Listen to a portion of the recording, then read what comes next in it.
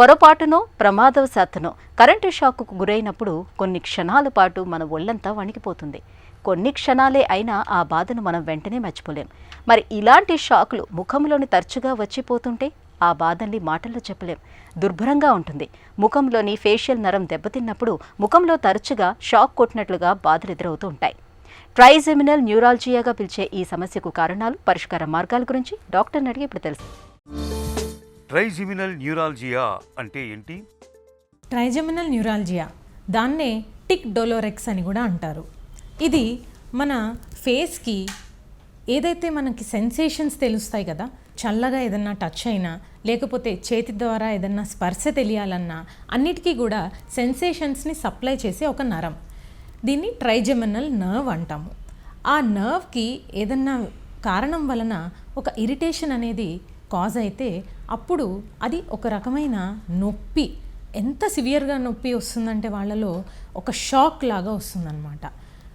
కొంతమందిలో ఏంటంటే V1 భాగం అంటాం. అంటే ఈ ట్రైజెమినల్ నర్వ్కి 3 భాగాలు ఉంటాయి కదా. సో మొదటి భాగం వచ్చేసి ఈ కంటి నుంచి ఫోర్హెడ్ భాగం దాకా సప్లై చేస్తుంది. ఆ విభాగంలో గనక ఏదన్నా ఇరిటేషన్ కలిగితే ఈ ఏరియా మొత్తంలోనూ వాళ్ళకి నొప్పి కింద వస్తుంది. చాలా మటుకు 50 నుంచి 70% మందిలో V2 భాగం అంటే మన ముఖంలోని మధ్య భాగంలో పెయిన్ అనేది చూస్తూ ఉంటాము. ఇక V3 సెగ్మెంట్ అంటే ఈ జా ఏరియా మొత్తంలో వచ్చే ట్రైజెమినల్ న్యూరాలజీ ఏదైతే ఉందో అది మూడిట్లో కల్లా చాలా రేర్గా చూస్తూ ఉంటాము. చాలా సివియర్ పెయిన్ వస్తుంది. ఇక ఇది ఏ వయసులో వాళ్ళలో కామన్గా చూస్తూ ఉంటాము అంటే యూజువల్గా 50 నుంచి 60 సంవత్సరాలు పైబడ్డ ఆడవాళ్లలో ఎక్కువగా చూస్తూ ఉంటాము.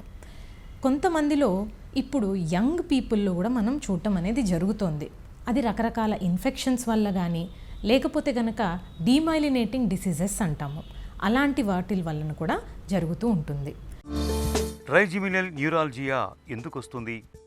ట్రైజెమినల్ న్యూరాలజియా రావటానికి కారణం ఒక రక్తనాళం అయి ఉండొచ్చు. కొంతమందిలో ఏంటంటే ఏ కారణం లేకపోతే దాన్ని ఇడియోపతిక్ అని పిలుస్తాము. కానీ కొన్నిసార్లు ఏం జరుగుతుందంటే ఈ పక్క నుండి వెళ్ళే రక్తనాళాలు ఏవైతే ఉంటాయో ఆర్టరీ కానీ వెయిన్ కానీ ఈ నరానికి అడ్డుగా రావటం లేదంటే దాని పక్కగా వెళ్తూ దాన్ని తగులుకోవటం అనేది జరుగుతుంది. అలాంటి సమయంలో ఏమవుతుంది, ఈ నర్వ్ అనేది ఇరిటేట్ అయ్యి కొన్నిసార్లు ఒత్తిడి కలిగి ఒక షార్ట్ సర్క్యూట్ లాగా జరిగి మనకి షాక్ లాంటి పెయిన్ రావటం అనేది చూస్తూ ఉంటాం అన్నమాట. ఇక కారణాలు ఇవే కాకుండా కొంతమందిలో ఇన్ఫెక్షన్స్ ఉంటాయి. వైరల్ ఇన్ఫెక్షన్స్ చూస్తే కనుక హెర్పిస్ అనేది చాలా కామన్గా నొప్పిని కలిగిస్తూ ఉంటుంది. ఈ హెర్పిస్ ఇన్ఫెక్షన్ అనేది నరాలని ఎక్కువగా ఎఫెక్ట్ చేస్తూ ఉంటుంది. కొంతమందిలో నరాల్లో అది లేటెంట్గా ఉండి ఇమ్యూనిటీ పడిపోయినప్పుడు అంటే షుగర్ బాగా ఎక్కువ ఉండటం లేదంటే కనుక HIV లాంటి ఇన్ఫెక్షన్స్ రావడం లేదంటే ఏదన్నా వైరల్ ఇన్ఫెక్షన్స్ వలన ఇమ్యూనిటీ బాగా తగ్గిపోయిన పరిస్థితుల్లో ఈ హెర్పిస్ ఇన్ఫెక్షన్ అనేది తిరగబెడుతూ ఉంటుంది.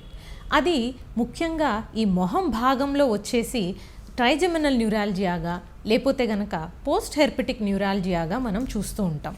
ఇమ్యూనిటీ తగ్గటం వలన లేకపోతే షుగర్ బాగా పెరగటం వలన ఏదన్నా మెదడుకి సంబంధించి స్ట్రోక్ కానీ ట్యూమర్ కానీ డీమైలినేటింగ్ డిసీజెస్ అంటే మల్టిపుల్ స్క్లీరోసిస్ లాంటి వ్యాధులు కానీ ఉన్నవారిలో ఈ ట్రైజెమినల్ న్యూరాలజియా అనేది చాలా కామన్గా చూస్తూ ఉంటాం. ట్రైజెమినల్ న్యూరాలజియాను ఎలా అనుమానించాలి? ఈ ట్రైజెమినల్ న్యూరాలజియా అనేది చాలా సివియర్గా పెయిన్ఫుల్గా ఉంటుంది. సడన్గా ఒక షాక్ లాగా వస్తుంది. ఎలాంటప్పుడు ఎక్కువగా ట్రిగర్ అవుతుంది అంటే వాళ్ళు మాట్లాడినప్పుడు లేదంటే బ్రష్ చేసుకున్నప్పుడు షేవింగ్ చేసుకున్నప్పుడు కొంతమంది ఆడవాళ్ళు అయితే కనీసం మేకప్ వేసుకోవడానికి కూడా వీలవ్వట్లేదు, అంత సివియర్గా ఉంది పెయిన్ అని చెప్తూ ఉంటారు. ఇక అంతేకాకుండా చలి గాలి తగిలినా మొహం కడుక్కోవడానికి చల్లటి నీళ్లు ఫేస్ మీద పోసుకున్నా కూడా ఆ షాక్ అనేది చాలా సివియర్గా వస్తూ ఉంటుంది. ఇది ఒకసారి మొదలైతే చాలా రోజుల పాటు ఎపిసోడిక్గా అలా వస్తూ ఉంటుంది. వచ్చిన తర్వాత కొన్ని సెకండ్ల నుంచి కొన్ని నిమిషాల దాకా ఉండొచ్చు. ఒక రోజు మొత్తంలో తీసుకుంటే 1 నుంచి 600 సార్లు దాకా కూడా ఆ నొప్పి అనేది ట్రిగర్ అవ్వచ్చు. ట్రైజెమినల్ న్యూరాలజియాను ఎలా నిర్ధారిస్తారు? ముఖ్యంగా మనం దీన్ని డయాగ్నోజ్ ఎలా చేస్తాము అంటే ఆ ముఖంలో ఉన్న సెన్సేషన్స్ ట్రైజెమినల్ నర్వ్ ద్వారా ఏవేవైతే వస్తున్నాయో వాటిల్ని పరీక్ష చేసుకోవాలి. ఆ నరం అసలు ఇంకా పని చేస్తోందా, లేదంటే దాని పనితీరులో కూడా మనకేమన్నా తేడా వచ్చిందా అనేది ఆ సెన్సేషన్స్ చెక్ చేసినప్పుడు, దాని మిగతా ఫంక్షన్స్ అన్నీ చెక్ చేసుకున్నప్పుడు మనకి క్లియర్గా ఐడెంటిఫై అవుతుంది. క్లినికల్గా పేషెంట్ని డైరెక్ట్గా ఎగ్జామిన్ చేసుకున్నప్పుడు మనకి ఇవన్నీ ఐడెంటిఫై అవుతాయన్నమాట. కానీ మనకి ఒక కన్ఫర్మేటరీగా దీనికి కారణం ఏమైనా ఉందా లేదా అనేది తెలుసుకోవాలి అంటే ఎంఆర్ఐ స్కాన్ అనేది కంపల్సరీగా చేస్తూ ఉంటాము. ట్రైజెమినల్ న్యూరాలజియాకు చికిత్స ఎలా ఉంటుంది? దీనికి ఒకసారి డయాగ్నోసిస్ వచ్చిన తర్వాత అప్పుడు కొన్ని మందులతోటి ఫస్ట్ ప్రయత్నం అనేది జరుగుతుంది. మెడికల్గా గనక చాలా రెసిస్టెంట్ సివియర్ పెయిన్ ఉందనుకోండి, అప్పుడే మేము సర్జరీ కానీ ఇతర ఆప్షన్స్ ఆఫ్ ట్రీట్మెంట్ అనేది పేషెంట్కి సజెస్ట్ చేయటం జరుగుతూ ఉంటుంది. ఇక నరానికి సంబంధించి కొద్దిగా నరం ఇరిటేట్ అయ్యి మనకి నొప్పి వస్తుంది కాబట్టి ఆ నరానికి సెడేషన్ టైప్లో మనం కొన్ని మెడిసిన్స్ ఇవ్వటం జరుగుతుంది. వాటిల్నే గాబాపెంటిన్ లేదా ప్రిగాబాలిన్ అని పిలుస్తూ ఉంటాము. కొన్నిసార్లు ఈ పెయిన్ వల్ల ఏమవుతుందంటే ఆ నరం చుట్టూతో ఉన్న మజిల్స్, కండరాలు ఏవైతే ఉన్నాయో అవి స్టిఫ్గా అయిపోతాయి.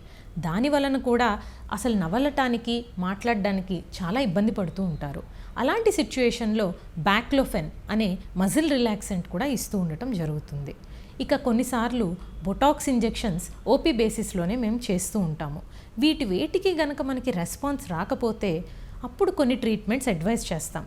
అవి ఎలా ఉంటాయంటే, ఆ పర్టిక్యులర్ నర్వ్ దగ్గర మనము గ్లిజరాల్ ఇంజెక్షన్స్ కానీ, కొన్ని గామా నైఫ్ అంటే రేడియేషన్ ద్వారా చిన్నపాటి సర్జరీస్ చేయటం కానీ జరుగుతూ ఉంటుంది. మెడికల్గా చేస్తూ ఒకవేళ అది కుదరని పరిస్థితి అయితే ఎంఆర్ఐ ద్వారా న్యూరోవాస్కులార్ కాన్ఫ్లిక్ట్ ఉంది అంటే మాత్రం వాళ్ళకి మైక్రోవాస్కులార్ డికంప్రెషన్ అనే సర్జికల్ టెక్నిక్ని అడ్వైస్ చేస్తాము. ఒక్కసారి సర్జరీ చేసుకుంటే ఆ రక్తనాళము, నరము ఏవైతే దగ్గరగా వెళ్తున్నాయో వాటిల్ని సెపరేట్ చేసి వాటి రెండిటి మధ్యన ఒక చిన్న కుషన్ లాంటిది ఏర్పాటు చేయటం జరుగుతుంది. వీళ్ళలో రికరెన్స్ అనేది చాలా తక్కువగా చూస్తూ ఉంటాం. ముఖంలో తరచుగా షాక్ కొట్టినట్టుగా నొప్పిని తెచ్చిపెట్టే ట్రైజెమినల్ న్యూరాలజియా సమస్యకు ఆధునిక వైద్యంలో చక్కటి మందులు, చికిత్సలు అందుబాటులో ఉన్నాయి. బుగ్గ, దవడల్లోని తరచుగా నొప్పి వచ్చిపోతున్నప్పుడు ఆలస్యం చేయకుండా వెంటనే డాక్టర్ని సంప్రదించి చికిత్స తీసుకుంటే మంచి ఫలితం ఉంటుంది. ఒక చిన్న చిట్కా మీకోసం. చలికాలంలో పాదాల్లో పగుళ్లు బాధిస్తున్నప్పుడు గులాబీ నీళ్లకు కొద్దిగా గ్లిజరిన్ను కలపండి. ఈ ద్రావణంలో ముంచిన దూదితో నిత్యం పాదాలను మృదువుగా మర్దన చేస్తూ ఉండండి. పాదాల్లో పగుళ్ల బాధల నుంచి మంచి ఉపశమనం లభిస్తుంది.